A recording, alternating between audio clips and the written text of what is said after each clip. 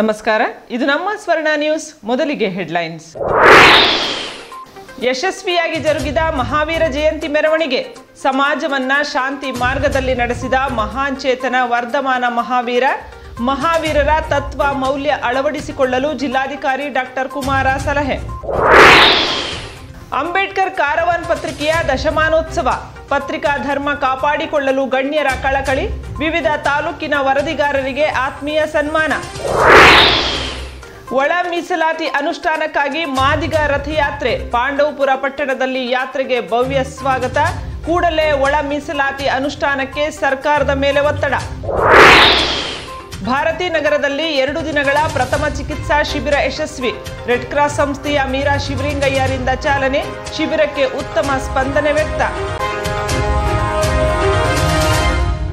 ಸಮಾಜವನ್ನ ಸತ್ಯ ಮತ್ತು ಶಾಂತಿ ಮಾರ್ಗದಲ್ಲಿ ನಡೆಸಿದ ಮಹಾನ್ ಚೇತನ ವರ್ಧಮಾನ ಮಹಾವೀರರು ಎಂದು ಮಂಡ್ಯ ಜಿಲ್ಲಾಧಿಕಾರಿ ಡಾಕ್ಟರ್ ಕುಮಾರ ತಿಳಿಸಿದರು. ಮಂಡ್ಯದ ಜೇನಬೀದಿಯಲ್ಲಿರುವ ಶ್ರೀ ಅನಂತನಾಥ ಸ್ವಾಮಿ ದೇವಾಲಯದ ವತಿಯಿಂದ ನಡೆದ ಮಹಾವೀರ ಜಯಂತಿ ಮೆರವಣಿಗೆಗೆ ಜಿಲ್ಲಾಧಿಕಾರಿಗಳು ಚಾಲನೆ ನೀಡಿ ಮಾತನಾಡಿದರು. ಮಹಾವೀರರ ತತ್ವ ಮೌಲ್ಯ ಮತ್ತು ಅವರು ಬೋಧಿಸಿದ 5 ಪಂಚಶೀಲ ತತ್ವಗಳಾದ ಸತ್ಯ, ಅಹಿಂಸೆ, ಅಪರಿಗ್ರಹ, ಕ್ಷಮೆ ಮತ್ತು ಬ್ರಹ್ಮಚರ್ಯವನ್ನು ನಾವೆಲ್ಲರೂ ಜೀವನದಲ್ಲಿ ಪಾಲಿಸಬೇಕು ಅಂತ ಹೇಳಿದರು. ವರ್ಣರಂಜಿತ ರಥದ ಮೇಲೆ ಇರಿಸಲಾಗಿದ್ದ ಮಹಾವೀರರ ಪುತ್ಥಳಿಗೆ ಪುಷ್ಪಾರ್ಚನೆ ಮಾಡಿ ಮೆರವಣಿಗೆಗೆ ಜಿಲ್ಲಾಧಿಕಾರಿಗಳು ಚಾಲನೆ ನೀಡಿದರು. ಮೆರವಣಿಗೆಯು ಬ್ಯಾಂಕ್ ರಸ್ತೆ ಮೂಲಕ ನಗರದ ತೆಗೆದಿರಿ ಮೂಲಕ ನಂದ ವೃತ್ತ ಮೈಸೂರು ರಸ್ತೆಯಲ್ಲಿ ಸಾಗಿ ಮೂಲಸ್ಥಾನ ದೇವಾಲಯಕ್ಕೆ ತಲುಪಿತು.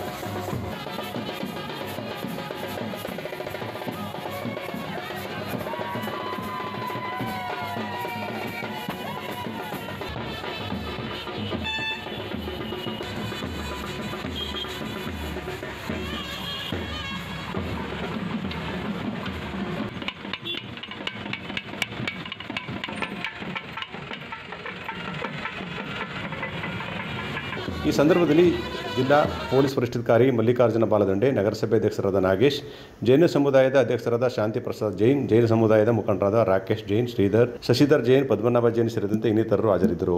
ಒಳ ಮೀಸಲಾತಿ ಅನುಷ್ಠಾನಕ್ಕಾಗಿ ಮಾದಿಗ ರಥಯಾತ್ರೆ ಕಾರ್ಯಕ್ರಮ ಚಾಮರಾಜನಗರದಿಂದ ಹೊರಟು ಮಂಡ್ಯ ಮುಖಾಂತರ ಪಾಂಡವಪುರ ಪಟ್ಟಣದಲ್ಲಿ ಜಮಾವಣೆಗೊಂಡಿತು.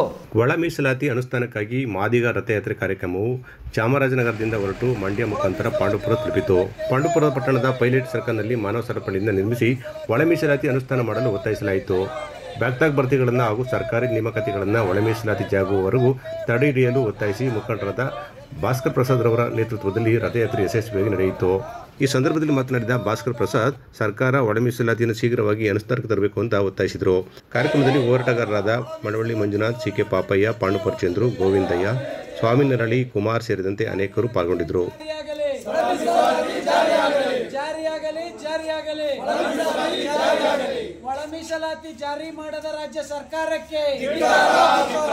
ಅಂಬೇಡ್ಕರ್ ಕಾರವಾನ್ ಪತ್ರಿಕೆಯ ದಶಮಾನೋತ್ಸವ ಸಂಭ್ರಮ ಕಾರ್ಯಕ್ರಮವು ಮಂಡ್ಯದ ಕೆ.ವಿ. ಶಂಕರೇಗೌಡ ಸಭಾಭವನದಲ್ಲಿ ನಡೆಯಿತು.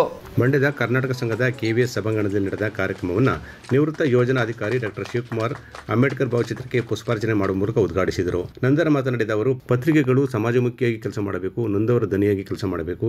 ಈ ನಿಟ್ಟಿನಲ್ಲಿ ಅಂಬೇಡ್ಕರ್ ಕಾನೂನು ಪತ್ರಿಕೆ ಯಶಸ್ವಿಯಾಗಿ ನಡೆದಿದೆ ಅಂತ ಹೇಳಿದರು. ಈ ಪತ್ರಿಕೆಗಳಲ್ಲಿ ಈ ಮೂರನ್ನ ಯಾವ ಧರ್ಮ ಒಪ್ತದೋ ಆ ಧರ್ಮವನ್ನು ನಾನು ಒಪ್ಕೊಳ್ತೇನೆ ಅಂತ ಅನ್ನೋ ಹೆಸರಿನಲ್ಲಿ ಅವರು ಆ ಪತ್ರಿಕೆಗಳನ್ನು ಮಾಡ್ತಾ ಸಮಾಜಕ್ಕೆ ಉತ್ತಮವಾಗಿರತಕ್ಕಂಥ ಮಾರ್ಗದರ್ಶನವನ್ನು ನೀಡ್ತಾ ಮತ್ತು ಸ್ವಾತಂತ್ರ್ಯ ಹೋರಾಟದಲ್ಲಿ ಅನೇಕ ಬಾರಿ ಬ್ರಿಟಿಷರ ಜೊತೆ ಕೈ ಜೋಡಿಸಿರ್ತಕ್ಕಂಥ ಮತ್ತು ಬ್ರಿಟಿಷರ ಜೊತೆಯಲ್ಲಿ ಕೈ ಜೋಡಿಸ್ಕೊಂಡೇ ಇಲ್ಲಿರ್ತಕ್ಕಂಥ ಶೋಷಿತ ಸಮಾಜವನ್ನ ಉತ್ತಮ ದಾರಿಯೆಡೆಗೆ, ಅಕ್ಷರದೆಡೆಗೆ ತಗೊಂಡು ಬರ್ತಕ್ಕಂಥ ಕೀರ್ತಿ ಅಂಬೇಡ್ಕರ್ ಅವರಾದರೂ ಕೂಡ ಆ ಅಂಬೇಡ್ಕರ್ ಅವರ ಹೆಸರಿನಲ್ಲಿ ಮಾಡ್ತಕ್ಕಂಥ ಒಂದು ಕಾರವಾನ್ ಪತ್ರಿಕೆಯನ್ನು ಉಳಿಸ್ಕೊಂಡು ಬೆಳೆಸ್ಕೊಂಡು ಹೋಗ್ತಕ್ಕಂಥ ಎಲ್ಲ ಕಾಯಕವನ್ನು ಮಾಡ್ತಾ ಇರ್ತಕ್ಕಂಥ ನಮ್ಮ ಸಿದ್ದರಾಜರವರು ನಿಜವಾಗ್ಲೂ ಅವರು ನಮಗೆ ಒಂಥರ ಮಾರ್ಗದರ್ಶಕರು ಅಂತ ನಾನು ಅನ್ಕೋತೇನೆ. ವಿಶ್ರಾಂತ ಪ್ರಾಧ್ಯಾಪಕರಾದ ಡಾಕ್ಟರ್ ಎಚ್ ಎಸ್ ಮುದ್ದೇಗೌಡ ಮಾತನಾಡಿ, ಅಂಬೇಡ್ಕರ್ ಕಾರವಾನ್ ಪತ್ರಿಕೆಯ ದಸಮನಸೋ ಕಾರ್ಯಕ್ರಮ ಅತ್ಯಂತ ಅರ್ಥಪೂರ್ಣವಾಗಿದ್ದು ಪತ್ರಿಕೆ ಮತ್ತಷ್ಟು ಯಶಸ್ವಿಯಾಗಿ ಬೆಳೆಯಲಿ ಅಂತ ಶುಭ ಹಾರೈಸಿದರು. ಅವರು ಕ್ಲಾಸ್ 1 ಆಫೀಸರ್ ಆಗಿದ್ದರು ಸರ್ಕಾರದಲ್ಲಿ. ಆ ಅಧಿಕಾರವನ್ನು ಬಿಟ್ಟು ಸ್ವಇಚ್ಛೆಯಿಂದ ಅದಕ್ಕೆ ರಾಜೀನಾಮೆ ನೀಡಿ ನಿವೃತ್ತಿಯನ್ನು ಪಡ್ಕೊಂಡು ಸಾರ್ವಜನಿಕ ಕ್ಷೇತ್ರಕ್ಕೆ ಏನಾದರೂ ಕೆಲಸ ಮಾಡಬೇಕು ಅಂತ ಬಂದ್ರಲ್ಲ, ಅದು ನನಗೆ ಪ್ರಿಯವಾದ ವಿಚಾರ. ಬಟ್ಟು ಶೈಕ್ಷಣಿಕ ಕ್ಷೇತ್ರದಲ್ಲಿ ಏನಾದರೂ ಕೆಲಸ ಮಾಡಬೇಕು ಅಂತ ಬಂದ್ರಲ್ಲ, ಅದು ನನ್ನಂತವರೆಲ್ಲರೂ ಕೂಡ ಮೆಚ್ಚುವಂತ ವಿಚಾರ. ಇವತ್ತು ಸಿದ್ದರಾಜು ಮಾಡಿದ ನಂತರ ಬೇರೆಯವರು ಮಾಡಿರ್ಬೋದೇನೋ, ಅದು ಬೇರೆ ವಿಚಾರ ಬಿಡಿ. ಏಕೆ ಮೂರ್ತಿ ಮಾಡಿದರೆ ಡಾಕ್ಟರ್ ಮೂರ್ತಿ ಅವರು ನನ್ನ ಆಪ್ತ ಗೆಳೆಯರು, ಅದು ಬೇಡ. ಮಳವಳ್ಳಿ ಪಟ್ಟಣದ ಒಳಗೆ ಈ ತಳ ಸಮುದಾಯದಿಂದ ಬಂದಂತ ವ್ಯಕ್ತಿಯೊಬ್ಬರು ಶಿಕ್ಷಣ ಸಂಸ್ಥೆಯನ್ನ ಮಾಡಿದಂತ ಇತಿಹಾಸವನ್ನ ಮೊದಲು ದಾಖಲು ಮಾಡಿದವರು ಎಂಬುದು ಸಿದ್ದರಾಜು. ಅಂಬೇಡ್ಕರ್ ಕಾರವಾನ್ ದ್ವಿಭಾಷಾ ಪತ್ರಿಕೆಯ ಸಂಪಾದಕರಾದ ಡಾಕ್ಟರ್ ಯಮದೂರ್ ಸಿದ್ದರಾಜ್ ಮಾತನಾಡಿ, ತಮ್ಮ ನೇತೃತ್ವದಲ್ಲಿ ಹೊರಬಂದಿರುವ ಪತ್ರಿಕೆಯು ಸಮಾಜಮುಖಿಯಾಗಿ ಕೆಲಸ ಮಾಡುತ್ತಾ ಬಂದಿದೆ, ನೊಂದವರ ಬದುಕಿಗೆ ಆಸರೆಯಾಗಿ ಕೆಲಸ ಮಾಡುತ್ತಾ ಬಂದಿದೆ ಅಂತ ಹೇಳಿದರು. ಇದೇ ಸಂದರ್ಭದಲ್ಲಿ ಗಣ್ಯರು ಮಂಡ್ಯ ಜಿಲ್ಲೆಯ 7 ತಾಲೂಕಿನಿಂದ ಆಯ್ಕೆಯಾದ ಪತ್ರಕರ್ತರು ಹಾಗೂ ವರದಿಗಾರರಾದ ಶಿವಶಂಕರ್ ಮಳವಳ್ಳಿ, ನವೀನ್ ಕುಮಾರ್ ಮಂಡ್ಯ, ಅಂಬರಹಳ್ಳಿ ಸ್ವಾಮಿ, ನೀಲಕಂಠ, ಗಣಗೂರು ನಂಜೇಗೌಡ, ಶ್ರೀರಂಗಪಟ್ಟಣ ಕುಮಾರಸ್ವಾಮಿ, ಪಾಂಡುಪುರ ಮಂಜುನಾಥ್, ನಾಗಮಂಗಲ ಮತ್ತು ಬಾಲಕೃಷ್ಣ ಅವರನ್ನ ಅಭಿನಂದಿಸಲಾಯಿತು. ಕಾರ್ಯಕ್ರಮದಲ್ಲಿ ಡಾಕ್ಟರ್ ಕಲ್ಯಾಣಶ್ರೀ ಬಂತೇಜಿ, ಪೂರಗಾಲಿ ಮರಡೇಶ್ ಮೂರ್ತಿ, ಡಾಕ್ಟರ್ ಬಾಲಸುಬ್ರಹ್ಮಣ್ಯ, ಶಿವಲಿಂಗ ಸೇರಿದಂತೆ ಇನ್ನಿತರರು ಹಾಜರಿದ್ದರು. ಮೂಡಾ ಸದಸ್ಯರು ಹಾಗೂ ಹಿರಿಯ ಕಾಂಗ್ರೆಸ್ ಮುಖಂಡರಾದ ಕೃಷ್ಣರವರ 57ನೇ ಹುಟ್ಟುಹಬ್ಬವನ್ನು ಮಂಡ್ಯದ ಪ್ರವಾಸಿ ಮಂದಿರದಲ್ಲಿ ಸರಳ ರೀತಿಯಲ್ಲಿ ಆಚರಣೆ ಮಾಡಲಾಯಿತು. ಮೂಡಾ ಸದಸ್ಯರಾದ ಹಿರಿಯ ಕಾಂಗ್ರೆಸ್ ಮುಖಂಡ ಕೃಷ್ಣ ಅವರ 57ನೇ ಹುಟ್ಟುಹಬ್ಬವನ್ನು ಅರ್ಥಪೂರ್ಣವಾಗಿ ಆಚರಿಸಲಾಯಿತು. ಮಂಡ್ಯದ ಪ್ರವಾಸಿ ಮಂದಿರದಲ್ಲಿ ನಡೆದ ಸಮಾರಂಭದಲ್ಲಿ ಕೇಕ್ ಕಟ್ ಮಾಡುವ ಮೂಲಕ ಹುಟ್ಟುಹಬ್ಬವನ್ನು ಆಚರಿಸಿಕೊಂಡರು. ಮೂಡಾ ಅಧ್ಯಕ್ಷರಾದ ನಯೀಂ ನೇತೃತ್ವದಲ್ಲಿ ಈ ಕಾರ್ಯಕ್ರಮ ನಡೆಯಿತು. ಬಳಿಕ ಸನ್ಮಾನಿಸಿ ಅವರನ್ನು ಅಭಿನಂದಿಸಿದರು. ಇವತ್ತು ನಮ್ಮ ನಾಯಕರಾದಂಥ ಕೃಷ್ಣಣ್ಣವರ ಹುಟ್ಟುಹಬ್ಬ ಪ್ರೀತಿಯಾಗಿ ನಮ್ಮ ಮೆಂಬರ್ಸ್ಗಳು ಎಲ್ಲ, ನಮ್ಮ ತಾಲೂಕಿನ ನಾಯಕರುಗಳು, ನಮ್ಮ ಎಲ್ಲ ಏನು ಇವತ್ತು ಕೃಷ್ಣನಿಗೆ ಹುಟ್ಟುಹಬ್ಬ ಪ್ರೀತಿಯಾಗಿ ವಿಶ್ ಮಾಡೋಕ್ಕೆ ಇವತ್ತು ಅವರಿಗೆ ಭಗವಂತ ಆಯುಸ್ಸು ಆರೋಗ್ಯ ಕೊಡಲಿ. ನಮ್ಮ ನಾಯಕರಿಗೆ ಹೆಚ್ಚಿನ ಶಕ್ತಿ, ಜನಕ್ಕೆ ಇವತ್ತು ಏನೋ ಯಾವತ್ತೂ ಜನಪ್ರಿಯ ಕೆಲಸ ಅಂತ ಅಂದಾಗ ಮುನ್ನಿಂತು ಮಾಡಿಕೊಡೋಂಥ ನಮ್ಮ ಕೃಷ್ಣನಂಥ ನಾಯಕರು ನಮ್ಮ ಜಿಲ್ಲೆಯಲ್ಲಿ ಹೆಚ್ಚಿನ ರೀತಿಯಲ್ಲಿ ಅವರಿಗೆ ಸ್ಥಾನಮಾನ ಇನ್ನೂ ಮುಂದಿಸಿ ಸಿಕ್ಕಿ ಈ ಜಿಲ್ಲೆಯಲ್ಲಿ ಒಳ್ಳೊಳ್ಳೆ ಕೆಲಸ ಮಾಡಲಿ ನಮ್ಮ ಕೃಷ್ಣನವರು ಅಂತ ಹಾರೈಸ್ತಾ ಆ ಭಗವಂತ ಅವ್ರಿಗೆ ಚೆನ್ನಾಗಿರಲಿ ಅಂತ ಕೇಳ್ಕೊತೀವಿ. ಈ ವೇಳೆ ಸದಸ್ಯರಾದ ಕಾವ್ಯ, ಸೋಮಶೇಖರ್, ದೊಡ್ಡಯ್ಯ, ಅರುಣ್ ಸೇರಿದಂತೆ ಅನೇಕ ಮುಖಂಡರು ಪಾಲ್ಗೊಂಡಿದ್ದರು. ಒಳ ಮೀಸಲಾತಿ ಜಾರಿ ಮಾಡುವುದಾಗಿ ಪ್ರಣಾಳಿಕೆಯಲ್ಲಿ ಘೋಷಣೆ ಮಾಡಿದ ಕಾಂಗ್ರೆಸ್ ಸರ್ಕಾರ ಪೂರ್ವಗ್ರಹ ಪೀಡಿತ ಮನಸ್ಥಿತಿಯಿಂದಾಗಿ ಒಳ ಮೀಸಲಾತಿ ಜಾರಿ ಮಾಡಿಲ್ಲ ಎಂದು ಕ್ರಾಂತಿಕಾರಿ ಪಾದಯಾತ್ರೆಯ ರೂವಾರಿ ಭಾಸ್ಕರ್ ಪ್ರಸಾದ್ ಆಕ್ರೋಶವನ್ನು ವ್ಯಕ್ತಪಡಿಸಿದರು. ಸುದ್ದಿಗಾರರೊಂದಿಗೆ ಮಾತನಾಡಿದ ಭಾಸ್ಕರ್ ಪ್ರಸಾದ್ ರವರು, ಒಳ ಮೀಸಲಾತಿ ಜಾರಿಗಾಗಿ ಹಲವು ವರ್ಷಗಳಿಂದ ನಿರಂತರ ಹೋರಾಟ ಮಾಡಿಕೊಂಡು ಬರಲಾಗುತ್ತಿದ್ದು, ಈ ಹೋರಾಟದಲ್ಲಿ ಹಲವು ಮಂದಿ ಪೊಲೀಸರ ಪ್ರತಿರೋಧದಿಂದ ಅಂಗವಿಕಲರಾಗಿರುವುದಲ್ಲದೆ ಜೀವ ಕಳೆದುಕೊಂಡಿದ್ದಾರೆ. ಮೀಸಲಾತಿ ಜಾರಿಗಾಗಿ ಇದೀಗ ಬೀದರ್ನಿಂದ ಕ್ರಾಂತಿಕಾರಿ ಪಾದಯಾತ್ರೆ ಮಾಡಲಾಗುತ್ತಿದೆ ಎಂದು ಹೇಳಿದರು. ಚುನಾವಣಾ ಪೂರ್ವದ ಪ್ರಣಾಳಿಕೆಯಲ್ಲಿ ಮೊದಲ ಅಧಿವೇಶನದಲ್ಲಿಯೇ ಮೀಸಲಾತಿ ಜಾರಿ ಮಾಡುವುದಾಗಿ ಹೇಳಿದ ರಾಜ್ಯ ಸರ್ಕಾರ ಇಂದು ಮಾತು ತಪ್ಪಿದೆ. ಅಲ್ಲದೆ ಸದಾಶಿವ ಆಯೋಗ ನೀಡಿದ ವರದಿಯಲ್ಲಿ ಇಲ್ಲಸಲ್ಲದ ನೆಪ ಮಾಡಿಕೊಂಡು ಮೀಸಲಾತಿ ಜಾರಿಗೊಳಿಸಲು ಮೀನಾಂಶ ಎಣಿಸಲಾಗುತ್ತಿದೆ ಅಂತ ದೂರಿದರು. ದತ್ತಾಂಶದ ನೆಪ ಇಡುವ ರಾಜ್ಯ ಸರ್ಕಾರಕ್ಕೆ ಅವನೂರು, ಕಾಂತರಾಜು, ಸದಾಶಿವ ಮಹಾಸ್ವಾಮಿಗಳ ಆಯೋಗಗಳ ವರದಿ ಇದ್ದರೂ ಕೂಡ ಮೀಸಲಾತಿ ಜಾರಿ ಮಾಡಲು ಮುಂದಾಗಿಲ್ಲ. ಇದೀಗ ನಾಗಮೋಹನ್ ದಾಸ್ ಅವರ ಮಧ್ಯಂತರ ವರದಿಯ ಪರಿಶೀಲನೆಗೆ ಮುಂದಾಗಿದೆ. ಮಧ್ಯಂತರ ವರದಿ ಸಲ್ಲಿಸಿರುವ ನಾಗಮೋಹನ್ ದಾಸ್ ಅವರು ಕಾಲಾವಕಾಶ ಕೇಳಿ ಸಲ್ಲಿಸಿರುವುದು ಸರಿಯಾದ ನಡೆಯಲ್ಲ ಅಂತ ಅವರು ಹೇಳಿದರು.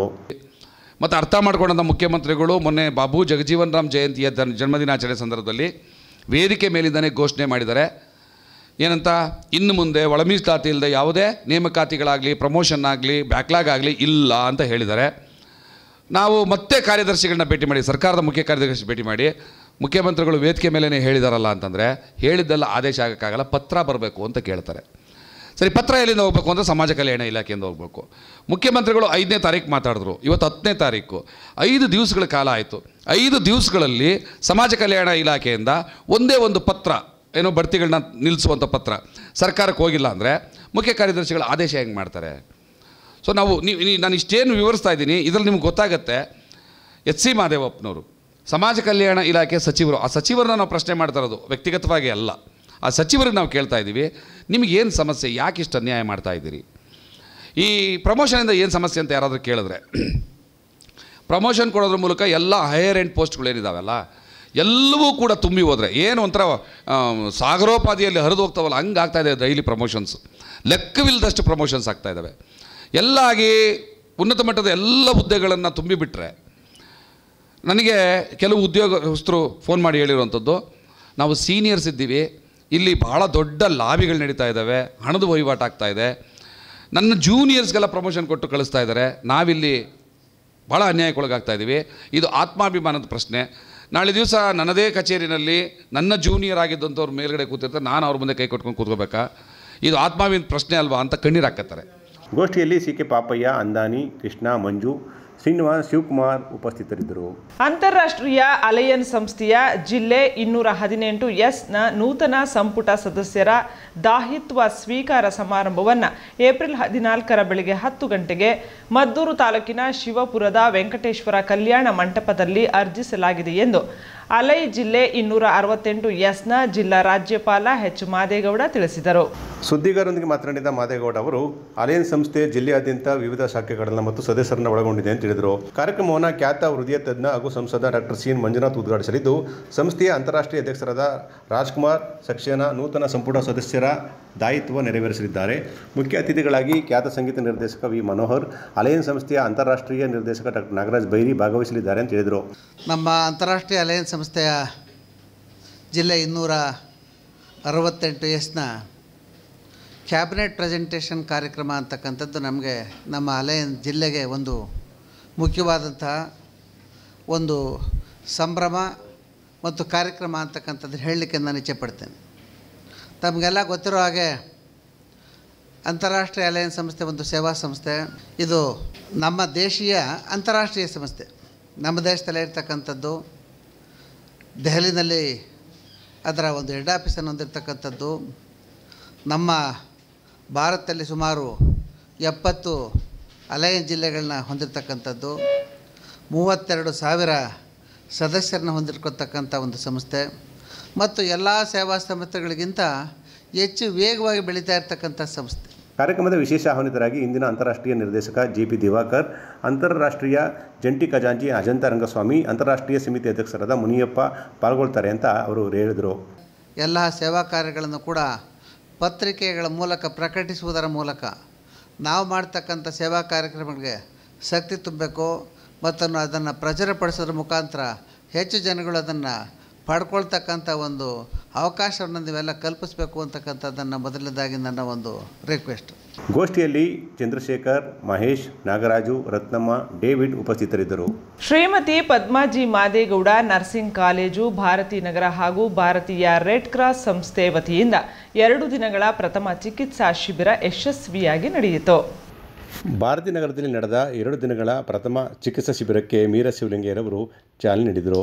ನಂತರ ಮಾತನಾಡಿದವರು, ಪ್ರಥಮ ಚಿಕಿತ್ಸೆಯು ಜೀವ ಉಳಿಸುವ ಸಾಧನವಾಗಿದ್ದು, ವೈದ್ಯರಲ್ಲದಿದ್ದರೂ ವೈದ್ಯಕೀಯ ಹಿನ್ನೆಲೆ ಇಲ್ಲದಿದ್ದರೂ ಸಹ ಯಾರಾದರೂ ಇದನ್ನು ಕಲಿಸಬಹುದು.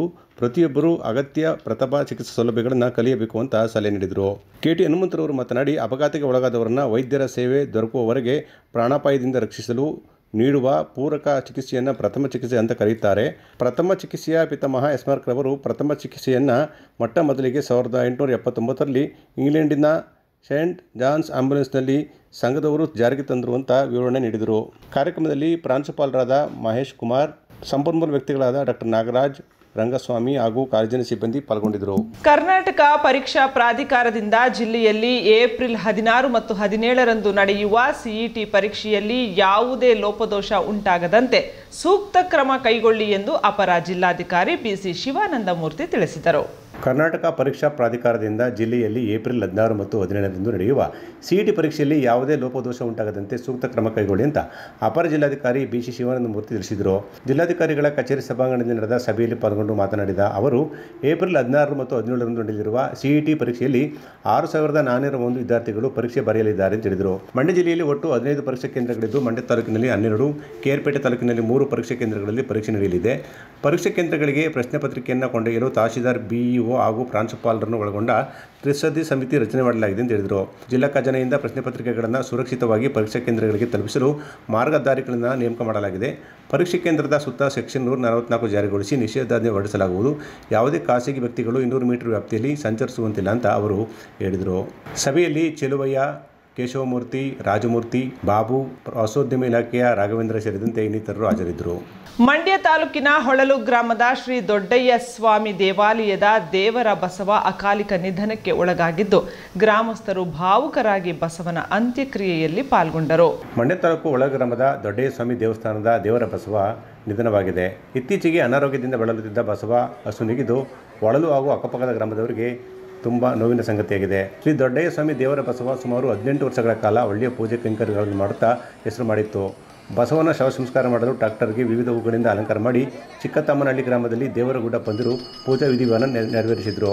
ನಂತರ ಗ್ರಾಮದ ಪ್ರಮುಖ ಬೀದಿಗಳಲ್ಲಿ ತಮಟೆ ನಗರಿ ವಾದ್ಯಗಳೊಂದಿಗೆ ಊರಿನ ಪ್ರಮುಖ ಬೀದಿಗಳಲ್ಲಿ ಮೆರವಣಿಗೆ ಮಾಡಿ ನಂತರ ಶ್ರೀ ದೊಡ್ಡಯ್ಯ ಸ್ವಾಮಿ ದೇವಸ್ಥಾನದ ಆವರಣದಲ್ಲಿ ಅಂತ್ಯಕ್ರಿಯೆಯನ್ನು ಮಾಡಲಾಯಿತು.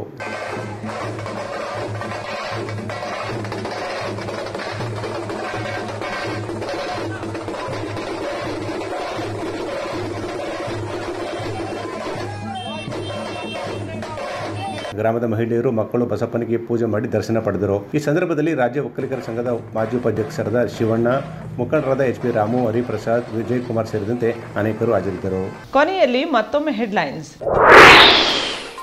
ಯಶಸ್ವಿಯಾಗಿ ಜರುಗಿದ ಮಹಾವೀರ ಜಯಂತಿ ಮೆರವಣಿಗೆ, ಸಮಾಜವನ್ನ ಶಾಂತಿ ಮಾರ್ಗದಲ್ಲಿ ನಡೆಸಿದ ಮಹಾನ್ ಚೇತನ ವರ್ಧಮಾನ ಮಹಾವೀರರ ತತ್ವ ಮೌಲ್ಯ ಅಳವಡಿಸಿಕೊಳ್ಳಲು ಜಿಲ್ಲಾಧಿಕಾರಿ ಡಾಕ್ಟರ್ ಕುಮಾರ ಸಲಹೆ.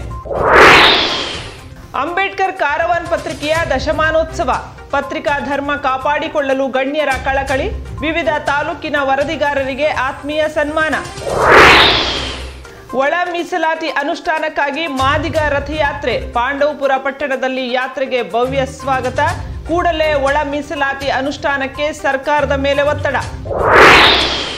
ಭಾರತೀ ನಗರದಲ್ಲಿ 2 ದಿನಗಳ ಪ್ರಥಮ ಚಿಕಿತ್ಸಾ ಶಿಬಿರ ಯಶಸ್ವಿ, ರೆಡ್ ಕ್ರಾಸ್ ಸಂಸ್ಥೆಯ ಮೀರಾ ಶಿವಲಿಂಗಯ್ಯರಿಂದ ಚಾಲನೆ, ಶಿಬಿರಕ್ಕೆ ಉತ್ತಮ ಸ್ಪಂದನೆ ವ್ಯಕ್ತ. ಇದಿಷ್ಟು ಇವತ್ತಿನ ಸುದ್ದಿಗಳು. ಇದು ನಮ್ಮ ಸ್ವರ್ಣ ನ್ಯೂಸ್, ಬಾಂಧವ್ಯದ ಬೆಸುಗೆ. ನಮಸ್ಕಾರ.